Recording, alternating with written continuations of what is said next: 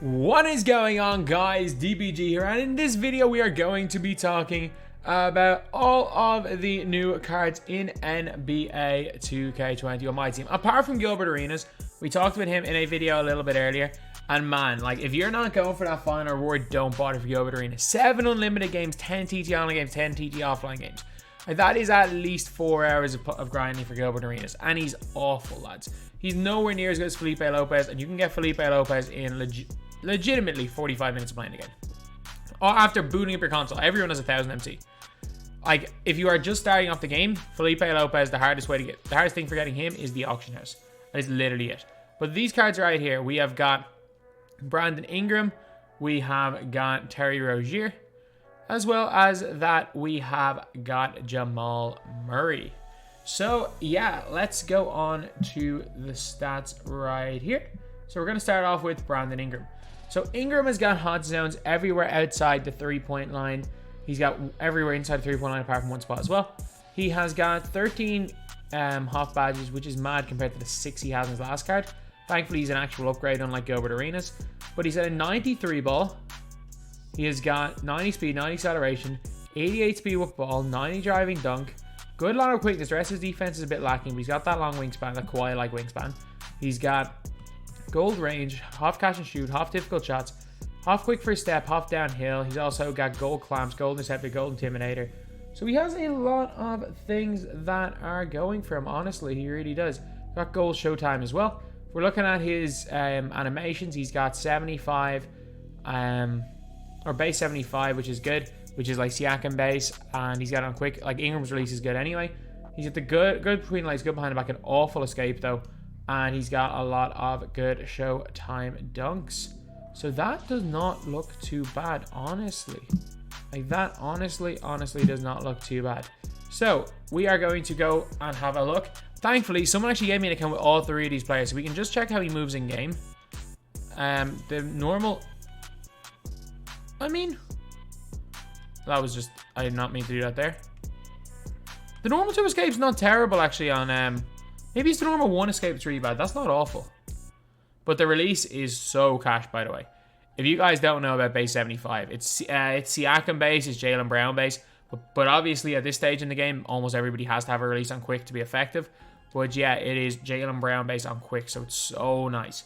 Is it the fastest release in the world? No. But it's very similar to Kenyon Martin, that it's just super easy to green.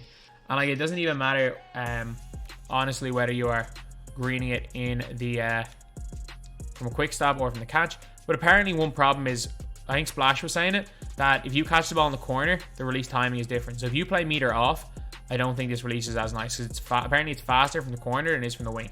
I don't know what it is, but apparently that is the case with Brandon Ingram. And I have heard that from a guy who is a lot better at this game than I am. But still a pretty decent card. Like, if Ingram's cheap, I would have kind of hoped that they would have given like another free moments card out today, but obviously they did not. So then we are on to Terry Rozier. So Terry Rozier is a 95 overall pink diamond card. Let's have a look at his stats. Hot zones everywhere outside of 3, 17 Hoff badges, which is obviously a million times more than the 0 he has on his Ruby. 17 Hoffs, he's got 30 golds, 94 3-ball, 94 speed, 94 acceleration. He's got gold range, 90 driving dunk, 87 perimeter defense, 91 lateral quickness, which is alright, I guess. He's a very, very small 6'1", but he's got a long wingspan. He's probably going to play like he's about 6'3". Got 94 speed with ball, got half quick first step, only gold defensive badges, which isn't great. Check out the dribble animations. So we got Pro 3, which is probably, on current gen, is the next best after Pro 2. On next gen, I would say it's probably the 3rd best. Pro 1's better than it on next gen. He's got 107 on quick. Is 107 the same this year as it was last year? I don't think it is. 107 last year was Trae Young this year. I don't think 107 needs to be the fastest release in the game. I do not think 107 is the same. He's also got the Pro 3 behind the back, which is elite. Steph Curry layup package, which is good. Quick dribble stop, which is good. Especially for next gen, because it means you can quick stop. On next gen, if you don't have quick or shifty, you literally can't quick stop. So it is kind of an important one for next gen. But for current gen, don't know how important dribble style is. But yeah, stats wise, he seems overall pretty nice. I cannot lie. He does not seem bad at all. So again, just having a look at his animations, his escape, Pro 3. Again, not getting much out of that. Release does really nice, and that's kind of where the big thing with this card here is that his release is what's going to be the big difference between this card being good and not great. Obviously, Pro 3 behind the back if you don't know that, and yeah, like you can very much agree with him. So like if you are a big fan of Scary Terry, if you are a fan of him on the Celtics, if you're a fan of him on the Hornets, like he's gonna be pretty good.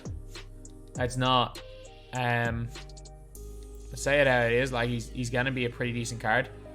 He looks bigger than 6'1" as well, which is something that, like, obviously it's just completely subjective. Like he's 6'1", his player is 6'1", but he's got a decent player model for a 6'1" player. And I don't know, small point guards, they're still usable, and I think this card is going to be pretty good if he does end up being cheap in my team. However, if he's expensive, yeah, I don't see that being great. So then we are on to Jamal Murray, who is the Opal, the showcase player of this set today, and obviously going to be the most expensive player in this set. So we got Jamal Murray right here, 23 Hall of Fame badges, 27 golds, the 94 speed, 94 acceleration. He's got 96 3 ball. Guy's got gold showtime. He's got half contact finisher, half acrobat, half fancy footwork. Does he get half deep hooks? Unfortunately not. We all learned from the weekend that post hooking with guards is the way to go. Like that's what we learned from the weekend, watching Victimize versus Zeb Warrior, where both of them were post hooking with both of them were out there post hooking with Luka and post hooking with Jordan. I'm pretty sure a post hook with Michael Jordan was what sent the game into single overtime. A post hook with Luka is what sent the game into double overtime, and a post hook with Magic sent the game into quadruple overtime. So yeah, that was just a crazy game. But yeah, so Jamal Murray, half range, gold clamps. But Jamal Murray's animations and stuff are what makes him so much better. And he's a god on next gen, by the way. As a heads up, Jamal Murray is that dude on next gen. He is god tier. But he's like way better Kobe White. If you guys don't know, Kobe White Diamond is like better Diamond Jamal Murray. But Opal Jamal Murray is like better Kobe White. So in terms of dribble, sigs, and animations, it's literally the exact same as Kobe White. He's got the Curry slide. He has got base 80, which is really nice and quick. He's also got Trey Burke upper, got those Showtime dunks, the profile behind the back. He's got obviously good lateral quickness. He's got good steal. He's also got really good speed of ball handle, all them at 94. And obviously he got good length, being 6'4" with a 6'6" wingspan. That's pretty good height for a point guard. Obviously got a quick first step, got unpluckable Hall of Fame, got intimidator goals. So he's going to be a competent defender, but he's going to be a really good offensive player. So like, again, just having a look at his release right here. Obviously the guy can curry, which is a lot more important on current. Like being able to curry is a lot more important on a current gen than next gen. Like yeah, it is important next gen, but next gen is very easy to just, all you have to do is play. If someone's on my right side on next gen and I curry, it will literally be a steal every single time. Whereas that's not the case on current gen. Obviously the release here is pretty nice as well. And the one problem with him again on next gen is that the behind the back is way better on current gen than it is on next gen, but still. Like we all know, people are still using Diamond Jamal Murray in Unlimited very recently on next gen. And he's just nice. He's just a really good point guard. I think with the likes of Luka, if he came out last week, I think people would be a lot higher than they are on him. Because he does have half range, he's got good height, he can curry, and he's just got good behind the back, good animations as well, good dribble style. So a lot of people would have been a lot more high on him if he came out a week before Luka. But even right now, he's still in the top 8 or 9 point guards. Like I'm going to be releasing my top 10 point guards later today, and I can guarantee you that Jamal Murray is on it. The madness thing is that like Dame is not going to be in my top 10. Baron Davis is not a chance he's in my top 10. Whereas Jamal Murray is almost certainly going to be in it. It's mad, like in a season, Dame Lillard's probably not in the top 10 point guards. He was probably number 1 or 2 when he came out. So of these 3 cards right here, I think that Jamal Murray is by far the best. No doubt about it. I think in terms of value, like Jamal Murray is probably worth, I mean, he's as good as Don Ole. You know what? That's a debate. He might be as good as Don Ole. But he's very similar standard. So in terms of overall, because Don Ole and Jeremy Lin exist, and Jeremy Lin's only 100k, and so does Lonzo. Lonzo exists as well. I can't recommend you buying him for more than like 200k. Actually, not even 200. I can't recommend you buying him for more than 150k. Because again, Lonzo and Jeremy Lin are equally as good, if not better, than this guy. Terry Rozier, like 50k. He's not going to be terrible, but he's like a player that you should only really use if you're a big Terry Rozier fan, because there are better guys than him. But he's more than good enough that if you are a fan of using Terry Rozier, that he's not a liability, and you can more than get away with using him in unlimited. And Ingram, I think, if Ingram somehow around like 35-ish K, he could actually be a nice pickup. Like, I know we've got a lot of really good players like that Crozier. We got a lot of good players that play like a similar role to that Ingram.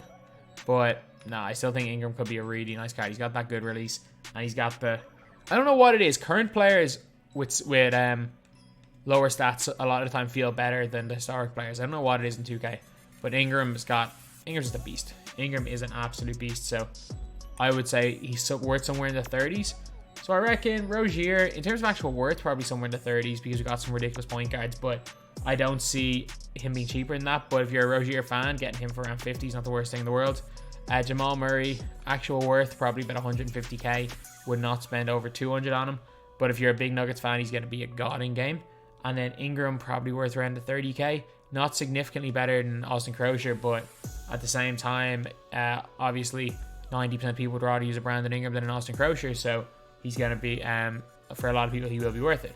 So yeah, that is pretty much it, lads. That is the video.